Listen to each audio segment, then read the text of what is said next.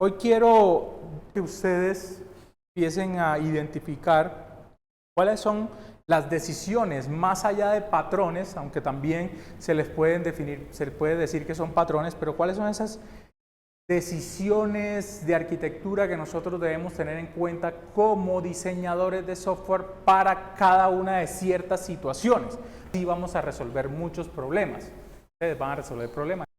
Cuando nosotros trabajamos en diseño de arquitectura, lo que les mencionaba yo en las primeras sesiones, lo que hace uno como arquitecto o como diseñador es básicamente buscar controlar los atributos de calidad.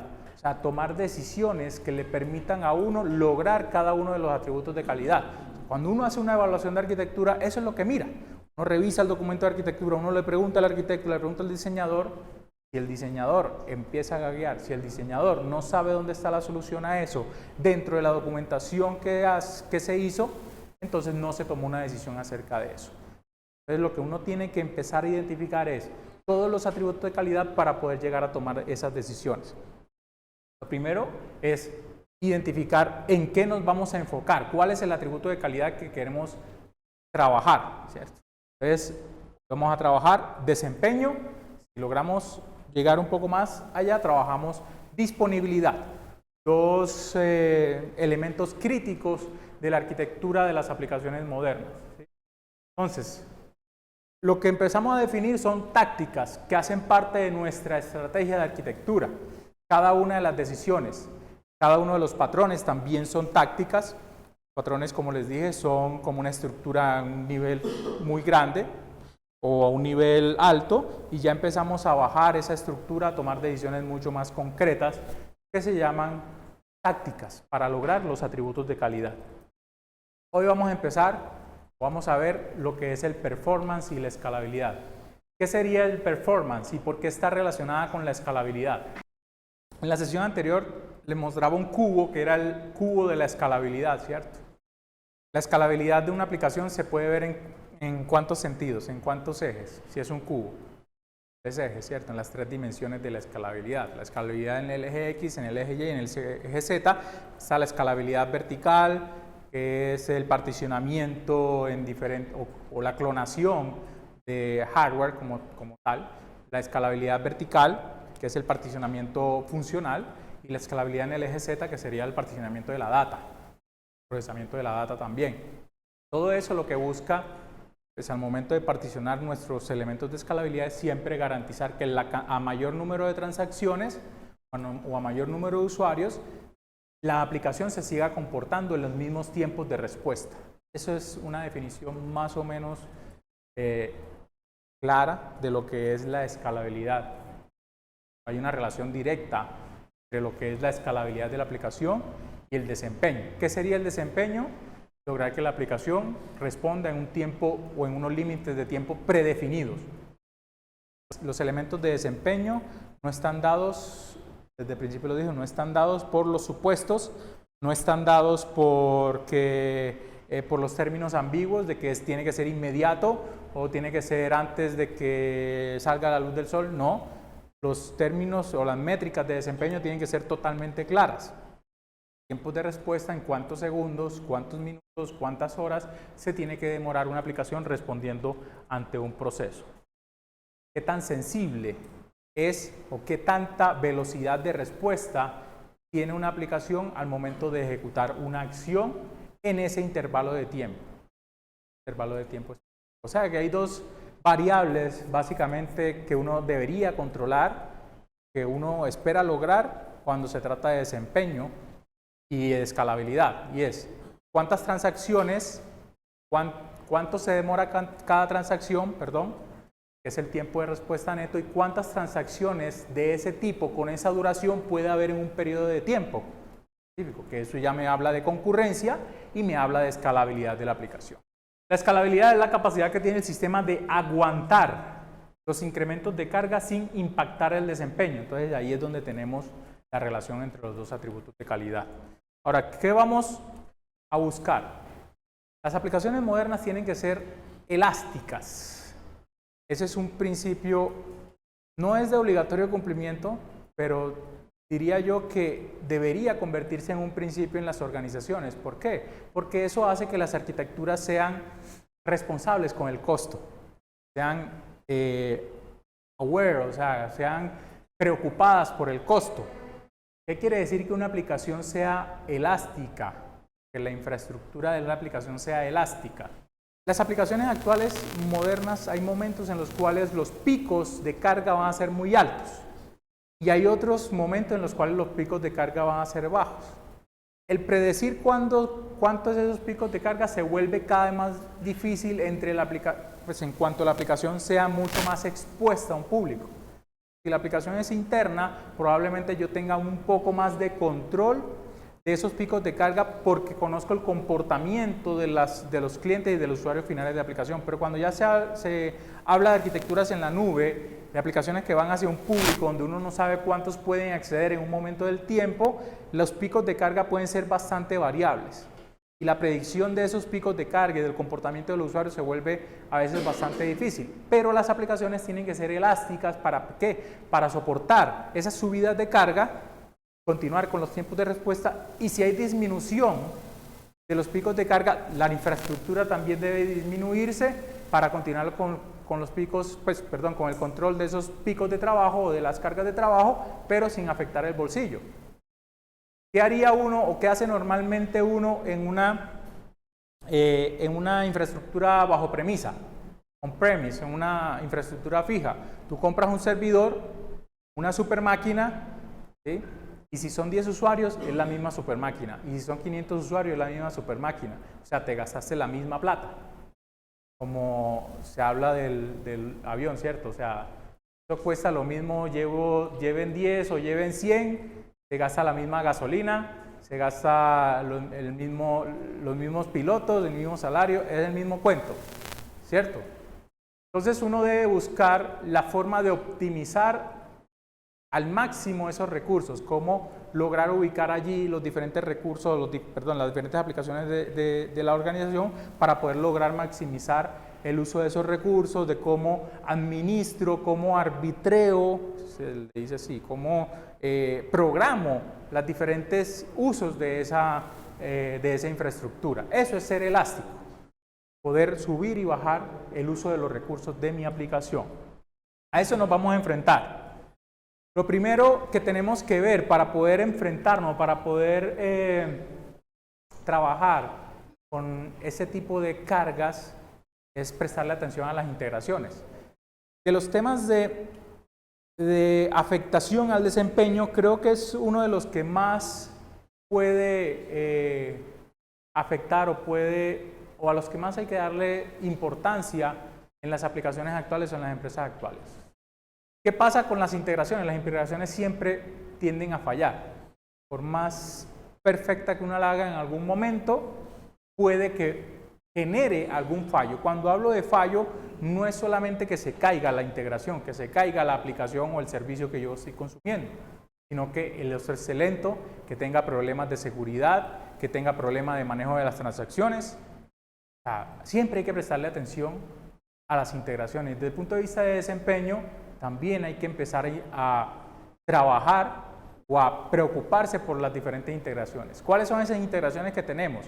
Hay integraciones internas de las cuales hay que preocuparse, porque no es solamente cuando me conecto con un servicio externo, sino internamente cuáles son las integraciones que ocurren. O sea, las integraciones internas son las aplicaciones que se dan dentro de la misma aplicación y que ya existen.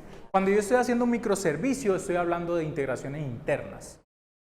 ¿Por qué? Porque un microservicio puede que hable con otro microservicio. Las aplicaciones modernas tienen un montón de integraciones internas porque ya las estamos haciendo. ¿Cómo? Tenemos un frontend hecho en React o hecho en PHP y tengo un backend hecho en Java, en .NET, en PHP o en otro lenguaje montado en un servidor aparte, pero es la misma aplicación, ¿cierto? Entonces, el ir desde ese frontend hasta ese backend, un simple cliente servidor, ya tengo una integración y es una integración interna. Hay un componente interno que está consumiendo otro componente interno desde el punto de vista de arquitectura.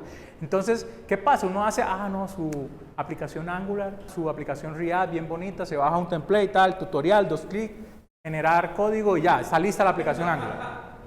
Pero si se cayó el backend, no sabes si se cayó el backend. Entonces la aplicación se queda ahí 2 minutos esperando a responderte, es que el backend no está disponible. No ponen el backend con seguridad, entonces, no, es que eso se consume aquí internamente, entonces se me olvidó la seguridad. Yo no le puse ningún token JWT, no le puse nada de autenticación de usuario y contraseña, ni de autorizaciones de usuario para ver si se puede utilizar un servicio o no, sino que todo el mundo puede entrar a cualquier servicio siempre y cuando tenga un token JWT. Ese es otro problema. Un cuento es la autenticación y otro cuento es la autorización de servicios. No todo el mundo, cuando yo tengo aplicaciones que son distribuidas, no todos deberían poder utilizar todos los servicios. Hay servicios que puede utilizar tal persona y hay servicios que no puede utilizar tal persona. Porque alguien que sea inteligente puede decir, yo con este token puedo entrar a cualquier servicio. Entonces empiezo a llamar servicios desde un SOAP-UI sin tener que entrar hacia la interfaz de usuario, ¿cierto? Hay que pensar que los principales hackers de una organización están dentro de la organización. Listo. ¿Qué otras integraciones hay? Con la base de datos, ¿cierto? Esa integración la conocemos hace 1000 años. Desde que se crearon las bases de datos tenemos integración interna con las bases de datos. Entonces, si se cae la base de datos, si hay problemas de seguridad, si necesito encriptar la data para poder mandarla a la base de datos, debo tener esquemas para poder monitorear, para poder garantizar la seguridad, para poder garantizar el performance de la base de datos, para poder garantizar la escalabilidad de la base de datos. No es solamente yo puse una base de datos, me conecté allí y listo. No, ¿cómo me afecta esa base de datos mi aplicación? ¿Okay? Las redes también son integraciones internas que me van a afectar. Sobre qué segmento de red o particionamiento de red monto mi aplicación. Sobre todo en las arquitecturas en la nube, ese tipo de cosas se tienen que empezar a mirar.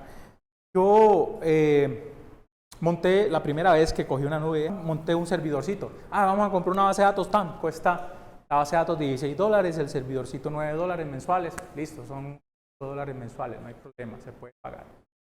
Pero el servidorcito lo monté en la región de Estados Unidos que estaba en el norte de Estados Unidos y la base de datos me quedó montado en el servidor del sur de Estados Unidos.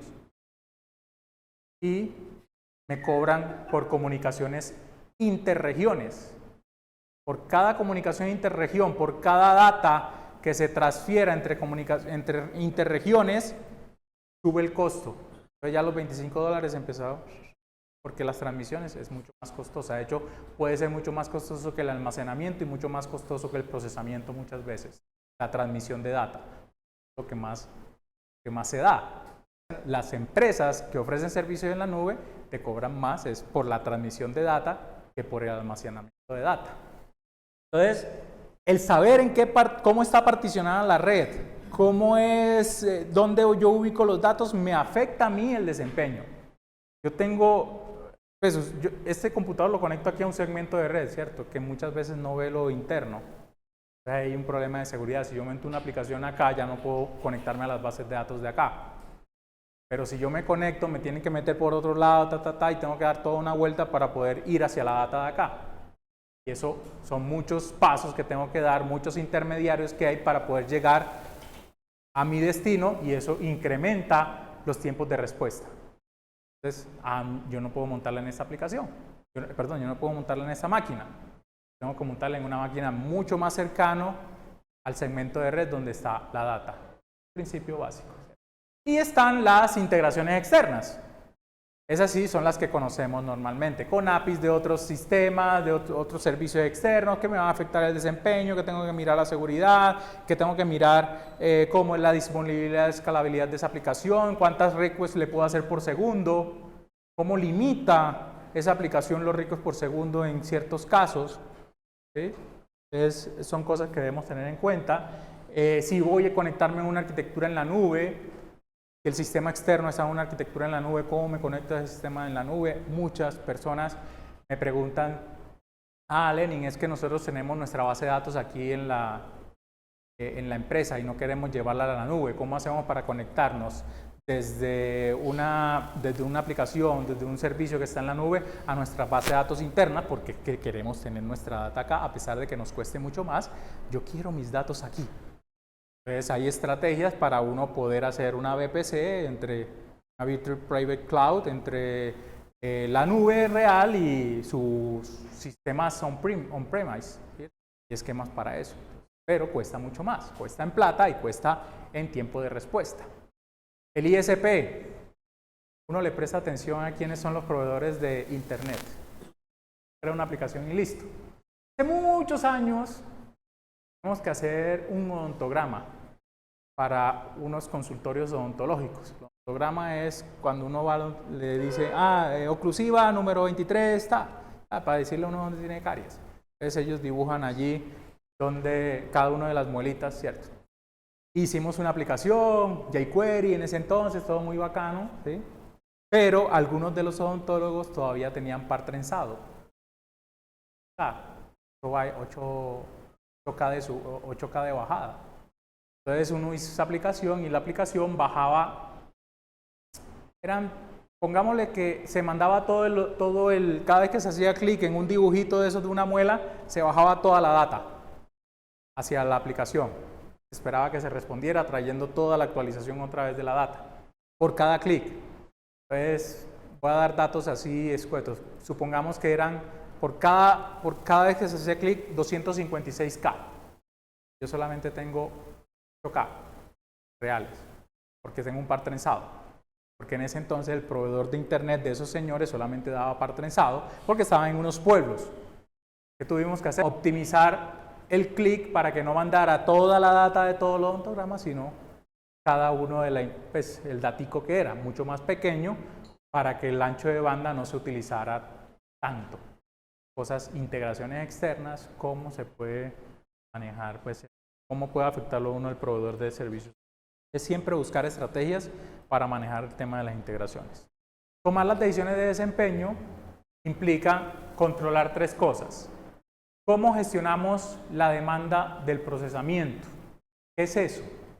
¿Qué sería gestionar la demanda del procesamiento?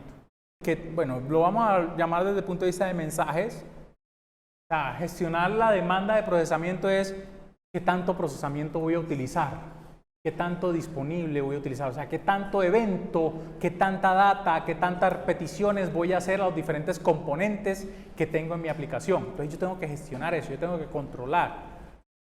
Pensar, ¿cuánta data voy a llevar a la base de datos? ¿Cuántas peticiones por segundo voy a hacer? ¿Cuántos usuarios van a conectarse? Esos usuarios, ¿qué tipo de usuarios son? ¿Qué tipo de peticiones hacen? ¿Para qué? Para yo poder, desde el punto de vista de mi aplicación, controlar las diferentes variables que se pueden afectar eso. Una estrategia simple. La implementamos en un problema que tuvimos pues, con un proveedor de lo que era seguridad social, la pila. Entonces, ellos inicialmente dijeron, vamos a salir con 700 clientes. 700 clientes más o menos, póngale, son unas 100 peticiones concurrentes. Pero resulta que al momento de salida realmente fueron 7.000 clientes, unas 3.000 peticiones concurrentes. Obviamente la aplicación. ¿Qué se hizo para poder soportar eso? Hombre, es que hay unos clientes, de esos 7.000, pongamos que el gobierno inicialmente había dicho, no, es que solamente tienen que pagar seguridad social las grandes empresas. Al momento de salir, 2 días antes de salir, dijo, no, van a pagar todo el mundo, hasta los independientes. Entonces se incrementó la cantidad de clientes esperados. Entonces, ¿qué hicimos? Hombre, es que un independiente realmente, pues poquita gente no, es la plata, son muchas personas, realmente no es el grueso de lo que es el recaudo aquí. Entonces, vamos a diferenciar. Las peticiones que son originadas por los independientes, las vamos a tirar por este servidor. Y las peticiones que son originadas por grandes empresas, que realmente es el grueso del recaudo, van por estos servidores que son los servidores VIP. Entonces, por un balanceo de cargas se administró el desempeño de la aplicación. Allí, los que eran de misión crítica, que decía el Bookhead, que eran de misión crítica, iban por unos recursos que eran mucho más grandes y mucho más, o eran mucho menos personas, muchos menos clientes, y los que realmente no eran críticos para la organización, pues se metieron por otros servidores mucho más livianos. Eso es lo que es gestionar la demanda de recursos. Gestionar los recursos es lo que hacemos con las máquinas que tenemos en ese momento. ¿Cómo puedo yo administrar esos recursos que tengo? ¿Cómo le meto fuerza bruta al cuento? Bien, es posible. Hay que pensar en la fuerza bruta, cómo incremento, cómo hago escalabilidad de mi infraestructura para poder soportar la carga. Y por último, cómo priorizo los recursos que yo tengo. Si van personas que generan eventos, generan transacciones de diferentes tipos de clientes, cómo se le da una priorización en el procesamiento para poder garantizar que lo que es más importante para la organización se procesa de primero. Entonces tenemos que pensar en esos tres tipos de tácticas o de decisiones para poder garantizar el desempeño.